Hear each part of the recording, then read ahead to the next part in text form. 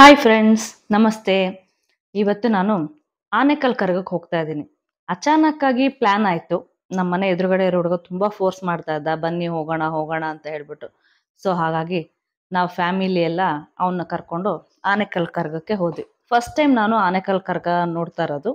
ಅನ್ಕೊಂಡೇ ಇರ್ಲಿಲ್ಲ ಹೋಗ್ಬೇಕು ಅಂತ. ಸಡನ್ ಆಗಿ ಪ್ಲಾನ್ ಮಾಡಿ, ಸರ್ ನಮ್ಮ ಯಜಮಾನ್ರು ಬೇಗ ರೆಡಿ ಆಗು ಹೊರಡೋಣ ಅಂತ ಹೇಳಿದ್ರು. ಅವರು ಕೆಲಸ ಮುಗಿಸ್ಕೊಂಡು ಬರೋಷ್ಟ ನಾನು ರೆಡಿ ಆದೆ. ರೆಡಿ ಆಗ್ಬಿಟ್ಟು ಹೊರಟ್ವಿ. ಒಂಥರ ಚೆನ್ನಾಗಿತ್ತು. Night journey.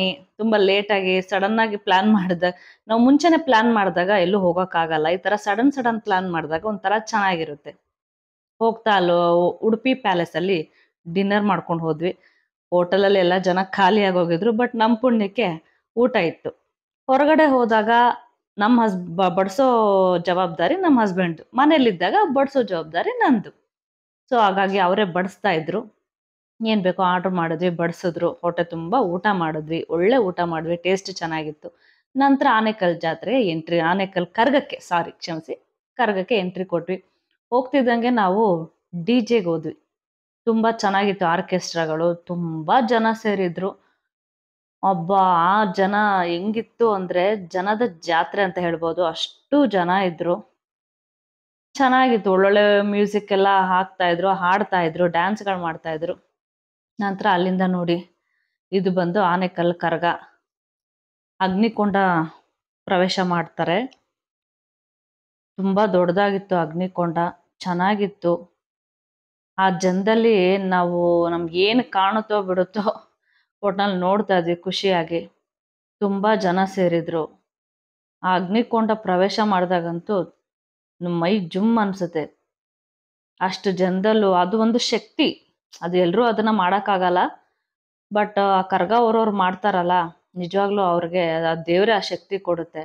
ಇದನ್ನೆಲ್ಲ ನಾವು ನಮ್ಮ ಮುಂದಿನ ಪೀಳಿಗೆಗೂ ಇದನ್ನ ನಾವು ಮುಂದುವರ್ಸ್ಕೊಂಡು ಹೋಗ್ಬೇಕು. ಯಾಕಂದ್ರೆ ಇದು ನಮ್ಮ ಪೀಳಿಗೆಗೆ ಕೊನೆ ಆಗ್ಬಾರ್ದು. ನಮ್ಮ ಮುಂದಿನ ಪೀಳಿಗೆನೂ ಇದನ್ನ ಮುಂದುವರ್ಸ್ಕೊಂಡು ಹೋಗ್ಬೇಕು.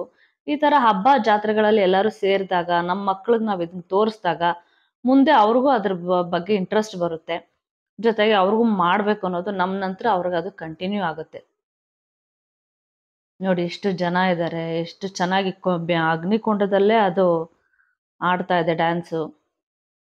ಪಾಪ ಅವರು ಎಷ್ಟು ಶ್ರದ್ಧಾ ಭಕ್ತಿಯಿಂದ ಇದ್ರೆ ಮಾತ್ರನೇ ಆ ಥರ ಆಡೋದಕ್ಕಾಗೋದು. ಎಲ್ರೂ ಆ ಥರ ಆಡೋದಕ್ಕಾಗಲ್ಲ. ಅವ್ರು ಎಷ್ಟು ದಿನದಿಂದ ಮಡಿಯಿಂದ ಇರ್ತಾರೆ, ಎಷ್ಟು ವ್ರತಗಳು ಮಾಡಿ ನಂತರ ಅವ್ರಿಗೆ ಕರ್ಗ ಹೊರ್ತಾರೆ. ಇವಾಗ ಎಲ್ಲಾ ಕಡೆ ಕರ್ಗ ಮತ್ತೆ ಜಾತ್ರೆಗಳ ಸೀಸನ್ ಆಗೋಗಿದೆ. ಈ ಜನವರಿ ಸ್ಟಾರ್ಟ್ ಆಯ್ತು ಅಂದ್ರೆ ಜೂನ್ ಜುಲೈವರೆಗೂ ಎಲ್ಲಾ ಊರಲ್ಲೂ ಜಾತ್ರೆಗಳಿರುತ್ತೆ. ನೋಡಿ, ಬೆಳಗಿನ ಜಾವ 3:30-4 ಗಂಟೆ ಅನ್ಸುತ್ತೆ. ಇಡೀ ರೋಡೇ ಎಲ್ಲಾರು ನೀರ್ ಹಾಕಿ ರಂಗೋಲಿಗಳು ಹಾಕ್ತಾ ಇದ್ರು ಹೆಂಗಸರು. ಸುಮಾರು ಜನ ಓಡಾಡ್ತಾ ಇದ್ರು. ಎಲ್ಲಾರು ಬಂದು, ಅಂದ್ರೆ ಆ ರೋಡಲ್ಲಿ ಬರುತ್ತೆ ಕರ್ಗ. ಅದನ್ನ ರೋಡಲ್ಲಿ ಬರೋ ಕರ್ಗ ನೋಡೋದಕ್ಕೇನೆ ಇಷ್ಟೆಲ್ಲ ರೋಡ್ಗೆ ಅಲಂಕಾರ ಮಾಡ್ತಾ ಇದ್ರು. ಚೆನ್ನಾಗಿರುತ್ತೆ. ಎಲ್ಲಾ ಜನ ವೇಟ್ ಮಾಡ್ತಾ ಇದ್ರು, ಬರುತ್ತೆ ಈ ರೋಡಿಗೆ ಬರುತ್ತೆ ಅನ್ಬಿಟ್ಟು. ನಾವು ಅಲ್ಲೇ ನಿಂತ್ಕೊಂಡು ಹತ್ರದಿಂದ ನೋಡೋಣ ಅಂತ ವೇಟ್ ಮಾಡ್ತಾ ಇದ್ವಿ. ನೋಡಿ, ಇದು ಕರ್ಗದ ಜೊತೆ ಬರೋಂತ ಜನಗಳು. ಇವ್ರಿಗೆ ನೀರು ಕುಡಿಯೋದಕ್ಕೆ ತುಂಬಾ ಸುಸ್ತಾಗಿರುತ್ತಲ್ಲ ಓಡಾಡಿ ಓಡಾಡಿ. ಹಾಗಾಗಿ ಕುಡಿಯೋಕ್ಕೆ ನೀರು ಮತ್ತೆ ಕೆಲವರು ಚಾಕ್ಲೇಟ್ಗಳು ಕೊಡ್ತಾ ಇದ್ರು ಅವ್ರಿಗೆ, ಪಪ್ಪರ್ಮೆಂಟ್ಗಳು, ನೀರಿನಂಶ ಇರುವಂಥದ್ದು. ನೋಡಿ, ಕರ್ಗ ಬಂತು. ತುಂಬಾ ಚೆನ್ನಾಗಿದೆ ಹತ್ತಿರದಿಂದ ನೋಡೋದಕ್ಕೆ. ತುಂಬಾ ಶಕ್ತಿನೂ ಅನ್ಸುತ್ತೆ.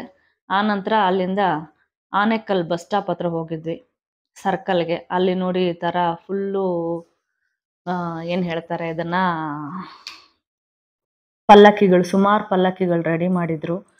ಬಿಲ್ಡಿಂಗ್ಗಳ ಮೇಲೆಲ್ಲ ನಿಂತ್ಕೊಂಡು ಜನ ನೋಡ್ತಿದ್ದಾರೆ. ಅಷ್ಟು ಜನ. ಬಟ್ ಆನೆಕಲ್ಲು ತುಂಬಾ ಚೇಂಜ್ ಆಗಿದೆ. ನಂತರ ನಾವು ಹಾಗೇ ನಡ್ಕೊಂಡು ರೋಡಲ್ಲಿ ಮನೆಗೆ ಹೋದ್ವಿ. Thank you.